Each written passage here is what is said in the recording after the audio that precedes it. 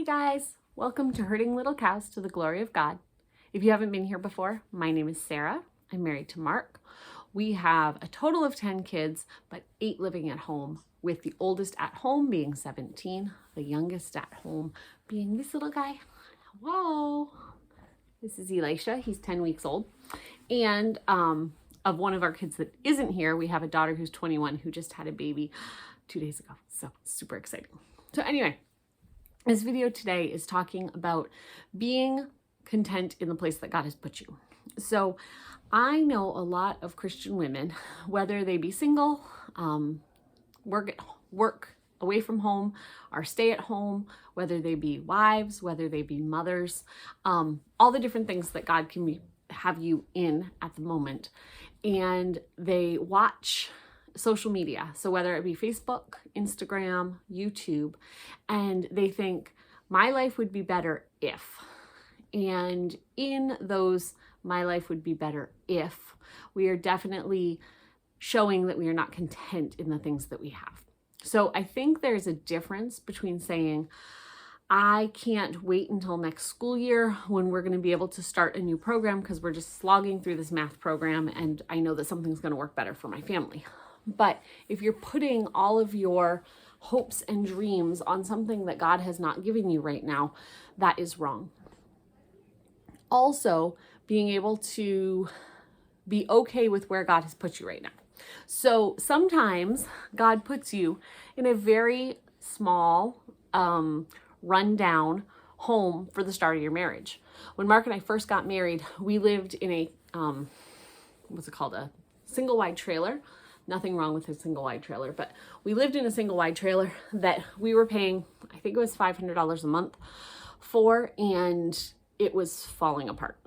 The landlord wasn't doing anything to fix it up. And so any fixing that was happening was coming out of our pocket and our labor. And I easily could have been like, you know what? I will be able to start, being the wife that I want to be when we have a better house. I knew we weren't going to be in that space very long. We actually had plans to move to a totally different area about 2 hours away. But had I been waiting around for better circumstances, I would have missed a lot of opportunities that God gave me at that time. When Mark and I first got married, we had very, very little money. Mark found out shortly after we got married that he wasn't able to work because of a disability. He had been working and trying to work through the disability, but it didn't happen, and he ended up having to leave work. So we were living on a very, very small paycheck. And I grew up in a family where my mom and dad both worked, and we were able to go to the store and just buy things wherever we wanted.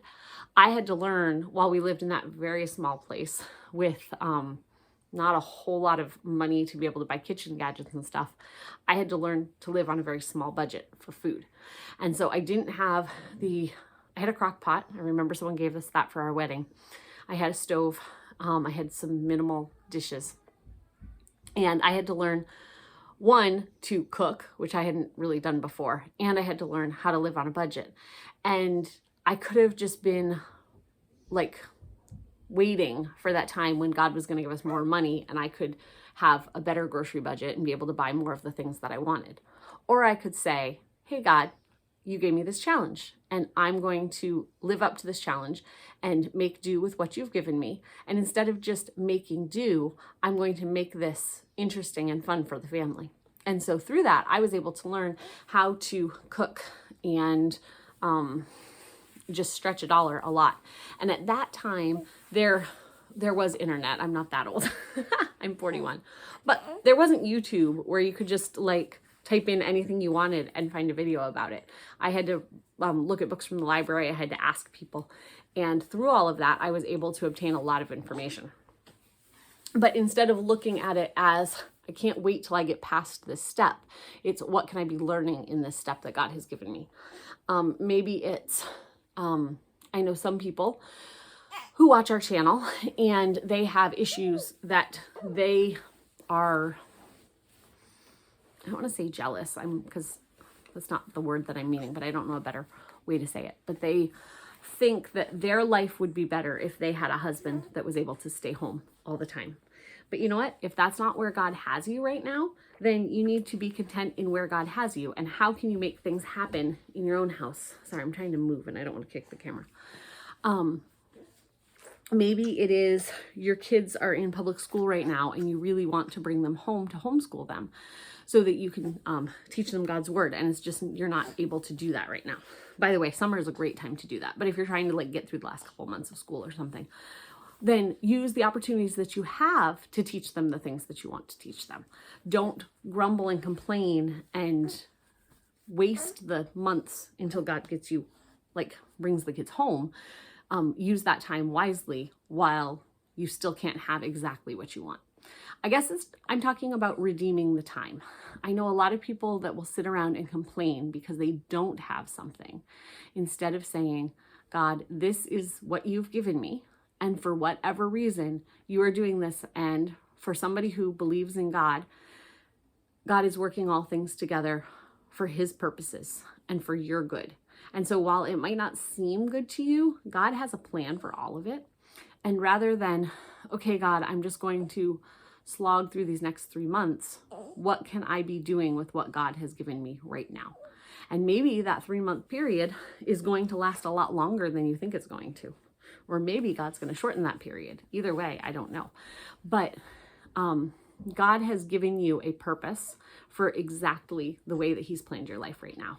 And so whether that be you're wanting a bigger, nicer house, whether that be you're wanting a child, whether that be you want to get married, maybe it's you wish you could afford a certain school curriculum. Maybe it's that you wish you could afford better quality food for your family. Whatever it is, what can you be doing right now with what God has given you? So redeeming the time where God has placed you and using it to benefit yourself for whatever God has for you next. I hope that was an encouragement to you. I will see you guys next time on Herding Little Cows to the Glory of God.